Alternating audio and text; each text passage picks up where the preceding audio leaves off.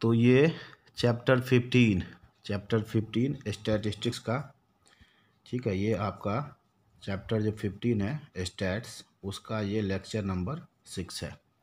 हम लोगों ने अब तक क्या किया है, range, quartile deviation, mean deviation, standard deviation का कैलकुलेशन कर लिया हम लोगों ने।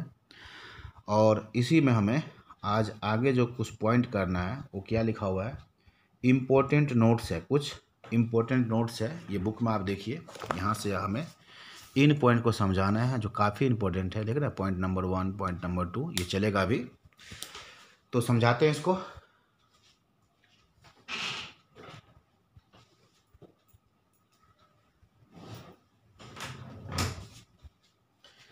ठीक है, सबसे पहला पॉइंट क्या लिखा हुआ देखो, हम लोग इस चीज़ को पिछले चैप्टर में भी रीड कर चुके हैं। If all values are equal, और से all values are equal to what, equal to 5, तो range, quartile deviation, mean deviation, standard deviation, ये सब क्या होगा, 0। अगर सारे वैल्यू इक्वल है तो मीन भी 5 होगा, सब 5 है, मीन 5 होगा। और बताओ, एक्चुअल वैल्यू 5 है और मीन भी 5 है, तो एक्चुअल वैल्यू का मीन वैल्यू 5 से थोड़ा भी ऊपर नीचे कोई डेविएशन नाम का चीज़ नहीं है, 0 है। ठीक है, तो पहला पॉइंट समझ में आ गया। पहला पॉइंट का क्या मतलब हुआ, अगर जितने वैल्यू हैं, फर्स्ट पॉइंट है यहाँ पर नोट में अगर सभी वैल्यू 5 के इक्वल है, सब 5 के इक्वल है, तो याद करो पिछले चैप्टर में मैंने क्या कहा था, एवरेज कितना होगा, 5। एवरेज क्या होगा, 5। कौन सा एवरेज, कोई भी, कुछ भी बोल दो, AM 5, GM 5, HM 5, median 5, mod 5, सब 5 होगा। अब फर्स्ट क्वार्टाइल 5, थर्ड क्वार्टाइल 5, सब जो भी एवरेज है सब 5 होगा। लेकिन वेरिएशन क्या होगा, तो ऑब्वियस है वेरिएशन क्या होगा, 0। आपको दिख भी रहा होगा, सब जब 5 ही है तो थोड़ा भी ऊपर नीचे नहीं हो रहा, सब बिल्कुल बराबर है, नो वेरिएशन, 0। तो क्या 0 है, range 0, quartile deviation 0, mean deviation 0, standard deviation भी क्या होगा, 0। तो याद रखना ही क्वेश्चन है, अगर किसी कंपनी का प्रॉफिट लास्ट 10 ईयर से यूनिफॉर्म है तो प्रॉफिट का स्टैंडर्ड डेविएशन क्या होगा, तो आंसर इज 0 होगा। ठीक है, दूसरा पॉइंट देख लो और मैं इसको समझाता हूँ अलग से। If there are only 2 value A and B, तो उसका मीन क्या होगा, a+b/2। मीन तो सिंपल है, दोनों को प्लस करके 2 से डिवाइड कर दो। बट नया क्या सीखना है, स्टैंडर्ड डेविएशन क्या होगा। तो क्या होगा देखो, स्टैंडर्ड डेविएशन क्या होगा, यह डिफरेंस का आधा। कौन छोटा है कौन बड़ा नहीं पता, डिफरेंस ले लो और पॉजिटिव बना लो, उसका आधा कर लो, इसलिए बोलते हैं इसको डिफरेंस का आधा। और 2 वैल्यू है तो डिफरेंस को ही हम क्या बोलेंगे, रेंज। तो रेंज का क्या होगा, आधा, हाफ ऑफ रेंज। तो सिर्फ 2 नंबर है ए और बी, तो उसका मीन होगा सम का आधा, और स्टैंडर्ड डेविएशन होगा डिफरेंस का आधा, रेंज का आधा, हाफ ऑफ रेंज। और कितना अच्छा से एक एग्जांपल यहाँ पर सेट किया देखो। अगर एक बार क्वेश्चन पूछा हुआ, if arithmetic mean is given by 2 + 5/2, तो वेरिएंस क्या होगा। अब बताओ इसको इतना स्टाइल से क्यों लिखा है, ताकि आपको दिखाई दे कि 2 ही नंबर है, ये एथमेटिक मीन है सिर्फ 2 ही नंबर का, तभी तो 2 से डिवाइड हुआ है। तो ये लिखा हुआ इसीलिए ताकि आपको ये चीज़ समझ में आ जाए, ये बात दिखाई दे कि 2 ही नंबर है और 2 नंबर का, ठीक है, 2 नंबर का एर्थमेटिक मीन कितना दिया है, 2 + 5/2। तो पहला नंबर क्या है वो दिख रहा है, दूसरा नंबर क्या दिख रहा है, तो पूछा वेरिएंस क्या होगा, तो पहले हम क्या निकालेंगे, स्टैंडर्ड डेविएशन। तो बताओ अगर 2 ही नंबर है तो उसका स्टैंडर्ड डेविएशन क्या होगा, डिफरेंस का आधा, 5 - 2/2, 3/2, 1.5 निकला स्टैंडर्ड डेविएशन। तो वेरिएंस क्या होगा बताओ, स्टैंडर्ड डेविएशन का स्क्वायर। ये आ गया आंसर, कहीं कोई दिक्कत नहीं है। देखिए थर्ड पॉइंट पे आ जाओ। थर्ड पॉइंट क्या है कि फर्स्ट n नेचुरल नंबर्स है, 1 2 3 कहाँ तक, n तक, फर्स्ट n नेचुरल नंबर्स है, तो उसका एर्थमेटिक मीन क्या होगा, n + 1/2। एर्थमेटिक मीन क्या होगा, n + 1/2। और स्टैंडर्ड डेविएशन क्या होगा, तो n² - 1/12 और उसका रूट। ये रिजल्ट है जो आपको याद कर जाना है। इन सब का जोड़, डेरिवेशन भी हो सकता है, इन सब का जोड़ क्या होता है, n + 1/2। अब मीन चाहिए तो n से डिवाइड कर दें तो n और n कट जाएगा, क्या बचेगा, n + 1/2। तो 1 से स्टार्ट है और n तक, ये फर्स्ट n नेचुरल नंबर्स है, तो इसका मीन होगा n + 1/2 और इसका स्टैंडर्ड डेविएशन होगा n² - 1/12 का रूट। जैसे कोई पूछे 1 2 3 4 5 6 7 7 नंबर है, इसका मीन क्या होगा? तो क्या कहोगे? n+1/2, 7+1/2 4, और स्टैंडर्ड डेविएशन क्या होगा? तो क्या कहोगे? n² - 1/12 का रूट n की जगह 7 पुट करो, 7 का स्क्वायर 49 - 1 48, 48 को 12 से डिवाइड करेंगे 4, और 4 का रूट लगाएंगे तो 2। तो ये तीसरा पॉइंट भी इंपॉर्टेंट है, बहुत बार क्वेश्चन पूछा है, तो इस चीज़ को आप बिल्कुल याद रखेंगे। ठीक है, याद रखेंगे बिल्कुल, ठीक बात है। अब आप आ जाओ फोर्थ पॉइंट पर। फोर्थ पॉइंट क्या है? सारे दिख रहे हैं fourth point? Yes, fourth point पे आ जाओ, और ये क्या लिखा हुआ है देखो, थोड़ा सा इसको छोटा कर देते हैं। फोर्थ पॉइंट लिखा हुआ है कंबाइंड वाला property, combined pooled measures property, also called desirable mathematical property. तो याद करो, पिछले चैप्टर में कंबाइंड मेजर्स, पूल्ड मेजर्स या डिजायरेबल मैथमेटिकल प्रॉपर्टी किस किस एवरेज में होता है? एएम में होता है, जीएम में होता है, एचएम में होता है। Combined am, combined GM, combined HM सब होता है। ठीक है, कंबाइंड एएम का एग्जाम्पल देखा था आपने, कंबाइंड एचएम का भी एग्जाम्पल देखा था आपने? नहीं, कंबाइंड जीएम का एग्जाम्पल मैंने कहा था नहीं देखने की जरूरत है, बट होता है।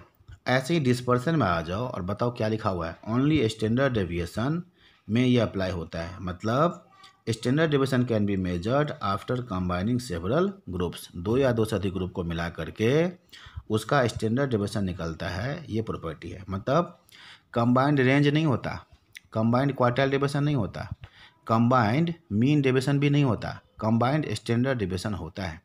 और इसीलिए क्योंकि ये सबसे अच्छा डिस्पर्सन है, तभी तो है जब इसमें कुछ डिजायरेबल मैथमेटिकल प्रॉपर्टी अप्लाई हो रहा है। कंबाइंड रिस्क, देखो आपने कंपनी ए का शेयर खरीदा, वहाँ रिस्क है, स्टैंडर्ड डेविएशन। दूसरी कंपनी का आपने शेयर खरीदा, वहाँ भी रिस्क है। दोनों खरीदा आपने, तो कंबाइंड रिस्क निकलना चाहिए ना।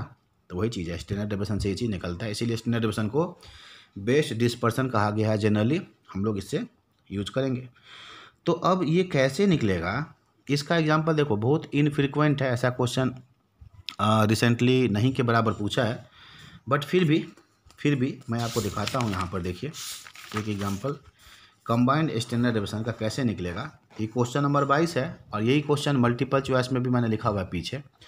तो यहाँ पर बच्चे इसका हम लोग सॉल्यूशन करते हैं। देखो क्या है, पहले देखो, ये है पहला ग्रुप जिसका नंबर क्या है 90, उसका मीन क्या है 20, उसका स्टैंडर्ड डेविएशन कितना है 8।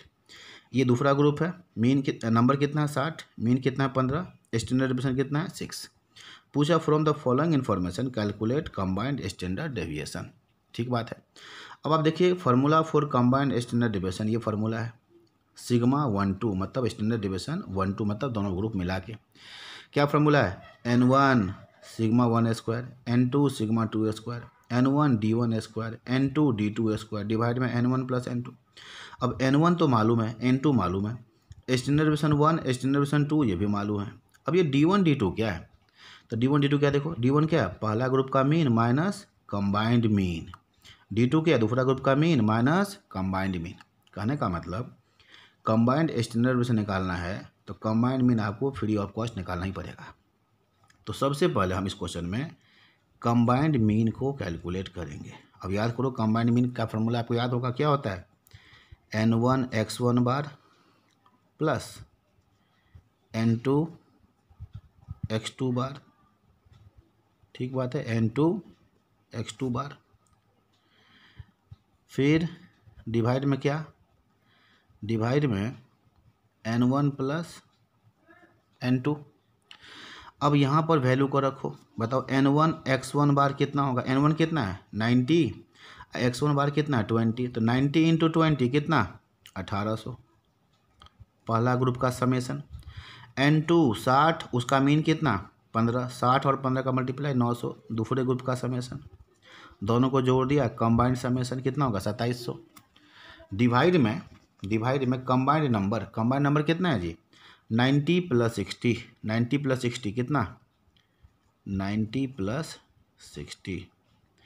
तो बता दो, ऊपर हो गया 2700 और नीचे हो गया 150। 2700 डिवाइड में 150, 2700 डिवाइड में 150, कंबाइंड मीन आ गया 18, जो आपको निकालना पड़ेगा। निकल गया, कोई बात नहीं। अब यहाँ पर ऐसा करो, d1 निकालो, d1 क्या? पहला मीन कितना? पहला मीन 20, अब माइनस में कंबाइंड मीन कितना 18, तो d1 कितना निकला 2।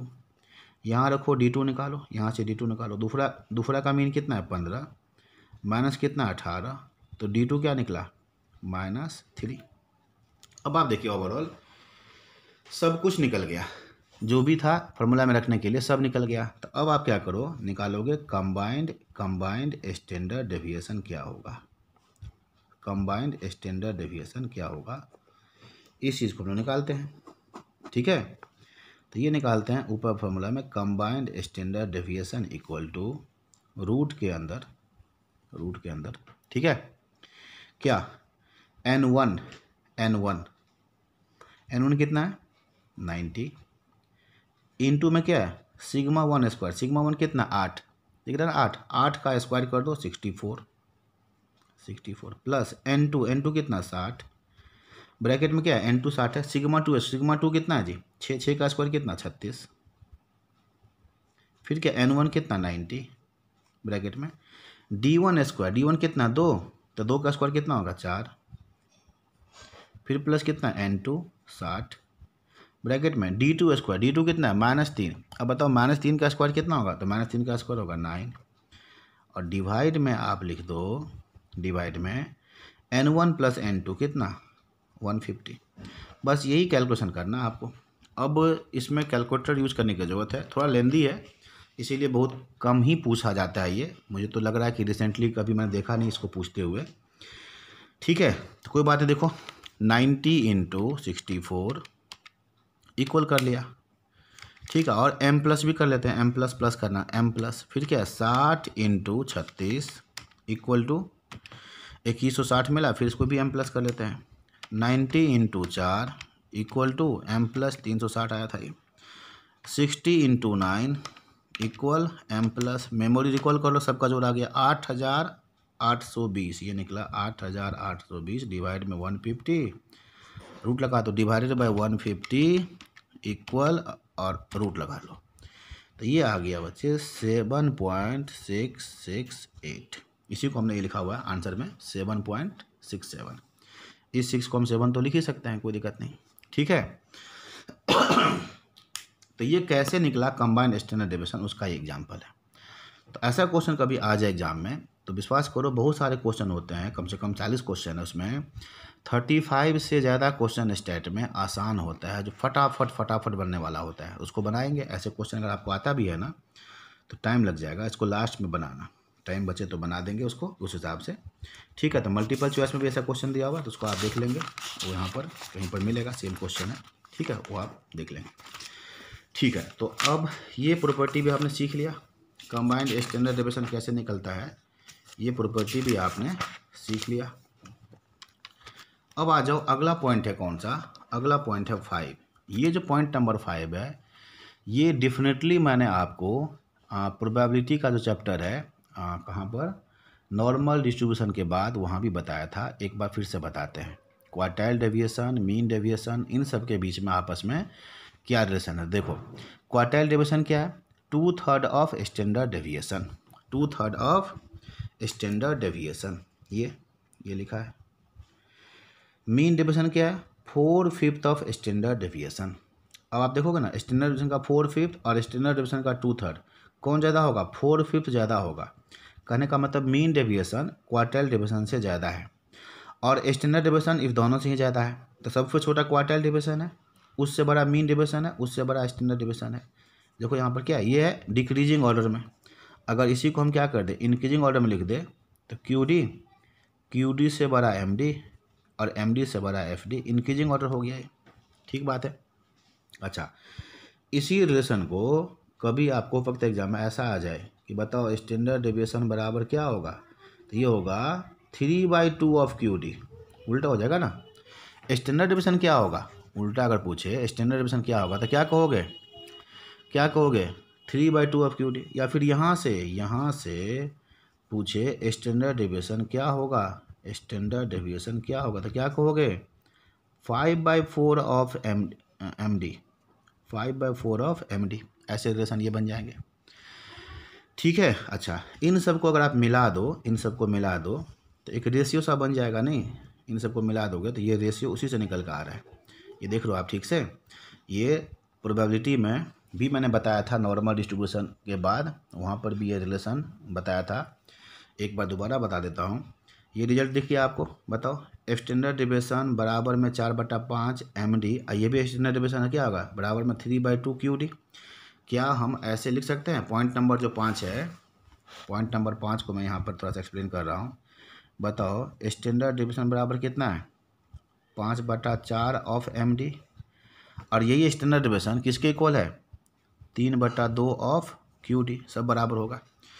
3/2 ऑफ QD क्या होता है? Standard deviation. 5/4 MD क्या होता है? Standard deviation. ये सब आपस में क्या हो गया? इक्वल हो गया।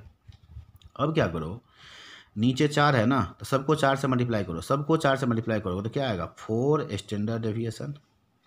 4 से मल्टीप्लाई करेंगे 5 MD, 4 से मल्टीप्लाई करोगे, 4 से मल्टीप्लाई तो 2 2 जा 4, क्या आएगा? 6 QD। यही रिजल्ट मैंने लिखा हुआ अपने बुक में, क्योंकि इसमें क्या नंबर, क्या देखो 6 5 4 ये नंबर है। सबसे बड़ा क्या होता है? Standard deviation. उसका मल्टीप्लाई क्या होगा? सबसे छोटे नंबर 4 से। जो बीच में होता है उसके बीच वाले नंबर से। तो सबसे छोटा है QD, इसको किससे मल्टीप्लाई करोगे? 6 से। तो आप याद रखो QD का 6 गुना, MD का 5 गुना, FD का 4 गुना इक्वल होता है। अब इस रिलेशन का क्या यूज है याद है? अगर FD दिया है तो उसको 4 से मल्टीप्लाई करो, अब 5 से डिवाइड कर दो तो MD आ जाएगा, 6 से डिवाइड कर दोगे तो QD आ जाएगा। अगर QD दिया है तो 6 से मल्टीप्लाई करो, अब 5 से डिवाइड कर दोगे तो MD आ जाएगा, और 4 से डिवाइड कर दोगे तो FD आ जाएगा। तो ऐसे क्वेश्चन इससे काफ़ी जल्दी बनता है।